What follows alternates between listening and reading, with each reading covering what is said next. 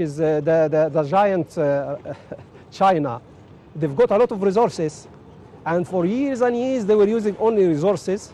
And when they were very near to have a problem of food, people maybe will die of hunger, and there were a lot of poverty.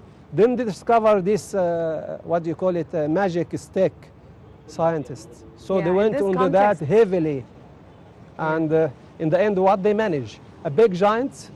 Now the people who is for long time control the scientists in the whole world, which is the old continent, Europe.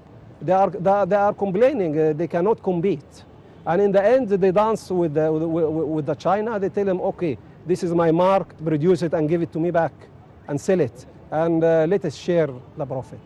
That's what they end. So you will see a lot of countries in Europe, they have a problem, economical problem. They have a higher rate of unemployment because they cannot compete. These people, they can produce with less cost. That is the key. And they can produce with the same quality. But some extra, it's the only country who does that. They can produce the same brand in different quality depending on the cost. So they make an open door for any businessman to go to them and to tell them, I want that, but it costs until now 1,000. Can you produce it for me for 100? And then they will tell him, oh, how minimum of 25. We will do it. Of course, the quality will be much worse. But this extra thing, they shut the door in front of everybody else. How to compete with them? Of course, they have other tiger and lion underneath them, like Malaysia, Indonesia. These people, they found their way also. Yes, through and India is coming.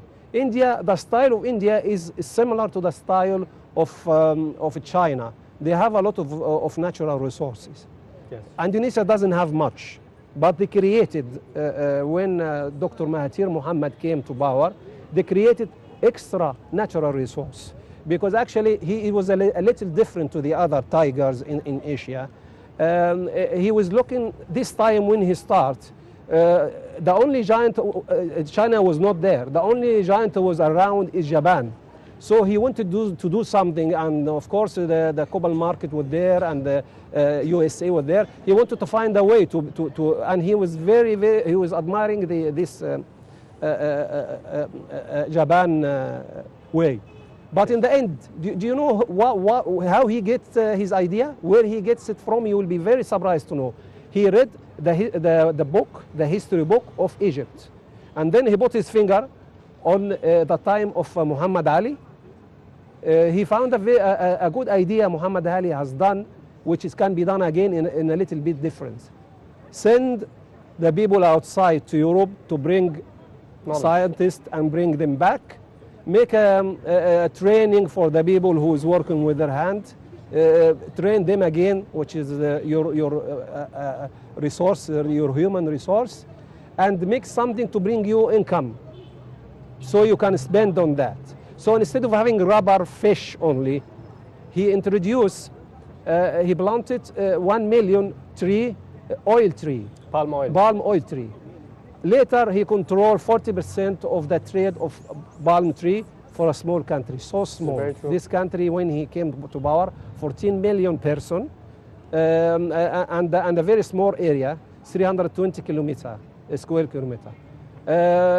He got idea from us, and are we unable to find out some idea for ourselves? People are stealing our idea from our history.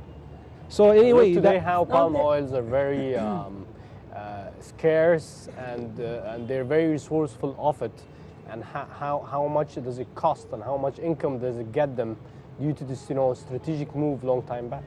Yeah, it all comes together. We are not imitating anybody. We have to find our own way. I will just explain. There is no style in the whole world to develop a country. One style is you are able to stand alone, and you don't need to go with somebody else, with another country. And another style is like the European. They get together in some kind of organization so they can go up. The style of the Asia, they can stand alone. And one country in whole Europe can stand alone, which is Germany. It's the quality of the people themselves. We are African and we are Arab. We need to come together. We are not from the style which is a country can stand alone. So Egypt, they need to go with some other country and come back together. Some kind of. We have the Kumissa in Africa, yes. But they started in the wrong way. They stand in the wrong foot. They started with 20 countries, and then after 35 years, the trade between these countries is 7%. That's very, very less because they started with 20 people. They should have started like Europe, the European Union. They start with few countries, 3-4 countries. They concentrate, they get result. All the other countries around, they say what we do to join. So I am introducing this idea again, reintroducing it through the council to the people who is responsible in this country. We can use the Comissa. We concentrate on 3 or 4 countries, and we will get somewhere. And actually, the proposal I am putting to them. This is what's happening by African countries today. Yes. You'll find several countries are uniting, developing mutual projects together in Western and Central Africa today. Right. We have to do it. We are the oldest country in Africa. We have to be part of it. Yeah. But my idea is when you make this compact, each country has to aid to the other. It's very important. So I would choose what Dr. Jamal Hamdan said about the genius of the place. Egypt itself, it has that. The place, it is Asia, Africa, going to Asia, Africa, and Europe. What can I add to that? I said, is it possible to have ports to the 5 continents? What will happen if we have? And then I discovered if we have ports in 5 continents, I add 2 more continents, which is South and North Africa of America, we will control the trade in the whole world. And I found this country. It's Congo, the democratic country of Congo. Congo, yes. Really? Yes. So I put on a proposal to go in compact with Congo and South and North Sudan and Ethiopia if they stop talking about Al Nahda Dam. And then it's gonna be a progress will happen.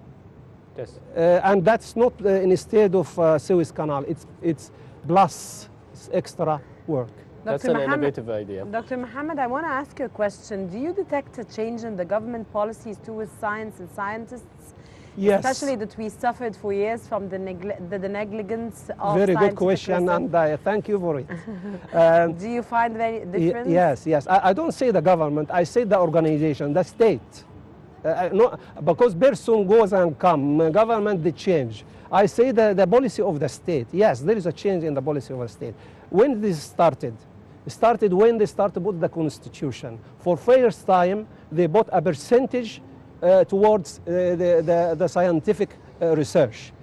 Even I am not happy about it because they put a percentage of 1%. China, for example, they bought 2.5. Say South Korea, it's the highest in the whole world. They bought 5%. But it's a step in the right direction, and it's the right step. Why?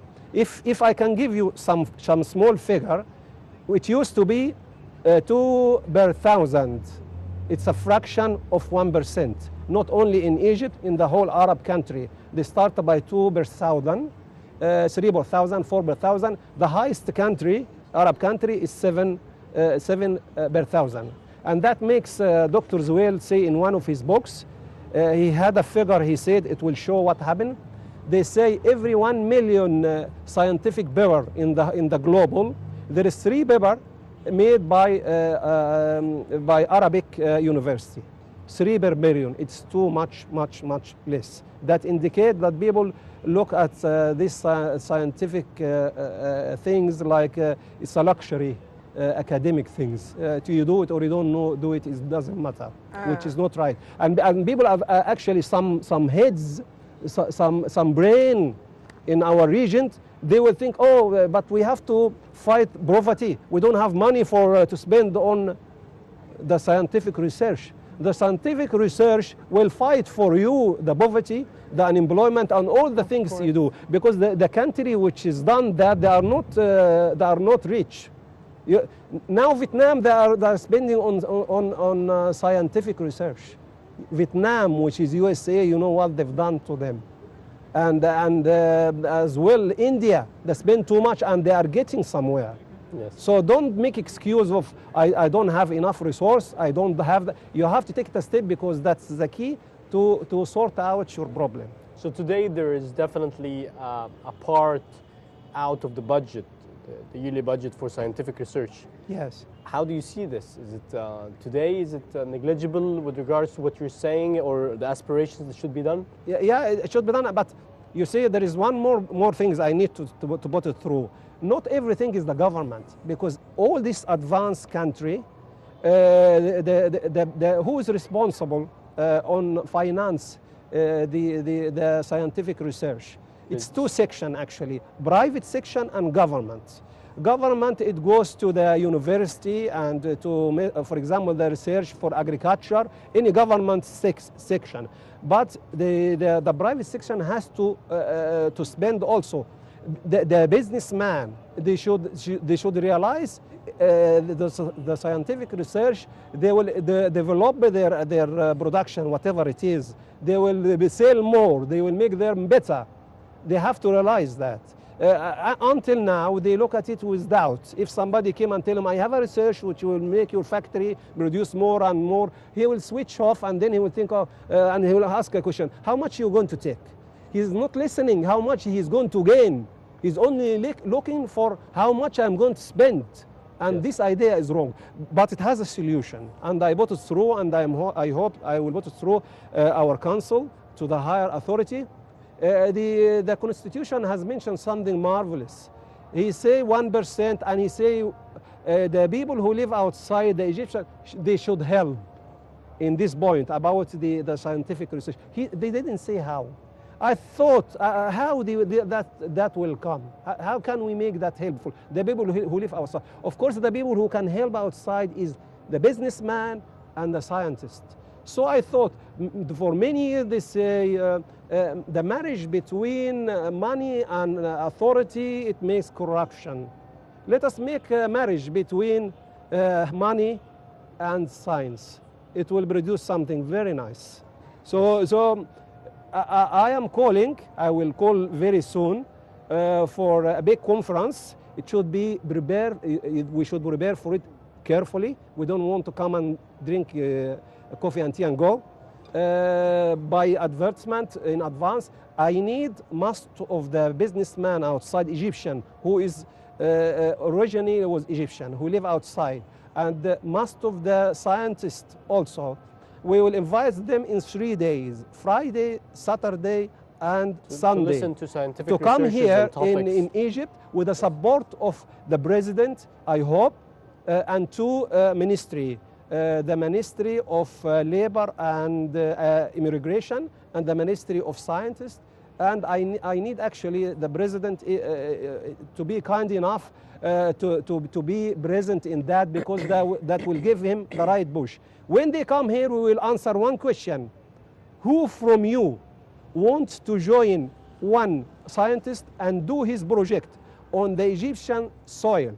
And the government here will support, will give the land in installment or rent, whatever. It doesn't matter. But they have to show their support. Yes. And they will go like a small company where the scientists will be responsible on technicality and the management on that aspect, and the businessman will cover marketing and finance. But of course, that is a product need to be sold, whatever it is. It need to be sold, and your target is Egypt, and later your target will be Africa, and then the Arab country, or in the same time. Right, finally, Dr. Muhammad Nuruddin, economic expert and member of the Consultative Council of the Egyptian Scientists. I'd like to thank you very much for joining us. You're welcome. Can I say one word? Yes. Please. Please, nowadays, many people think if I want something to be done, I have to go to the president. Yes. When it will come the time when anybody can say, I can go to the ministry. Please, for all the minister, look to the man who's sitting underneath you. He is pushing the people away. And I'm sorry, I am a very straight man, and I don't talk any nonsense. I tell the truth. I am accustomed to that. And all respect to you, Dr. Thank you very Mohammed, much. and thank you for having you on the show. The 7th Luxor International Painting Symposium is being held in collaboration with the Development Fund, the Culture, and Minister of Culture. A news conference has been held in the Opera House to cast light on the event.